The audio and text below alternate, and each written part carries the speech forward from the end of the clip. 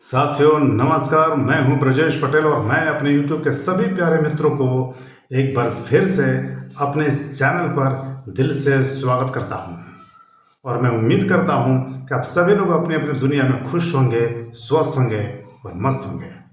तो साथियों, आज मैं जो कहानी आप लोगों के सामने लेकर के उपस्थित हुआ हूँ, इस कहानी में गौतम बुद्ध अपने कुछ शिष्यों के साथ एक गाँव में ठहरे हुए थे। तभी उस गांव का एक व्यक्ति गौतम बुद्ध को देख करके उन्हें काफ़ी भला बुरा कहने लगा, उन्हें गालियां देने लगा, उन्हें अपशब्द कहने लगा। लेकिन गौतम बुद्ध उन गालियों को सुन करके, अपशब्दों को सुन करके किसी प्रकार का कोई प्रतिक्रिया नहीं दे रहे थे, किसी प्रकार का कोई उत्तर नहीं दे रहे थे।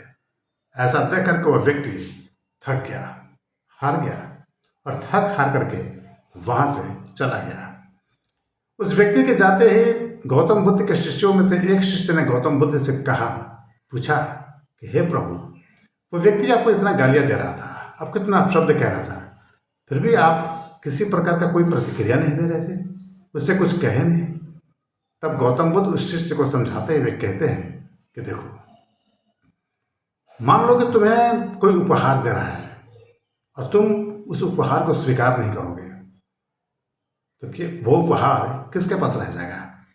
तब शिष्य कहते हैं कि निश्चित रूप से स्वीकार नहीं करने की स्थिति में वो उपहार उसी व्यक्ति के पास रह जाएगा। तब गौतम बुद्ध कहते हैं कि सही कह रहे हो। ठीक उसी तरह से वो व्यक्ति मुझे गालियां दे रहा था, मुझे अपशब्द कह रहा था, लेकिन मैंने उसके अपशब्दों को, उसके गालियों को स्वीकार ही नहीं किया। तो ऐसी स्थिति में क्या होगा? वो गालियां, वो अपशब्द उस व्यक्ति के पास ही रह गया। उसके द्वारा फेंके गए किसी भी नकारात्मक शब्द को, किसी भी तरह की नकारात्मकता को मैंने अपने अंदर प्रवेश करने ही नहीं दिया, मैंने उसे स्वीकार किया ही नहीं। वो सारी की सारी चीज़ें उसी व्यक्ति के पास रह गया।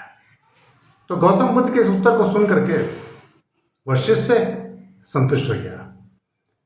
तो साथियों, इस छोटी सी कहानी से हमें यही सीख मिलती है कि कभी कभी हमें अपने जीवन में मौन भी रहना चाहिए, क्योंकि मौन रहने से हमें शांति और सुख की अनुभूति होती है।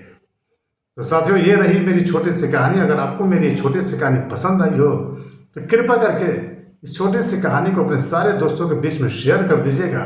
और भविष्य में इसी प्रकार की और भी प्रेरक कहानियाँ सुनने के लिए मेरे इस चैनल को लाइक, शेयर और सब्सक्राइब भी कर दीजिएगा। तब तक के लिए धन्यवाद।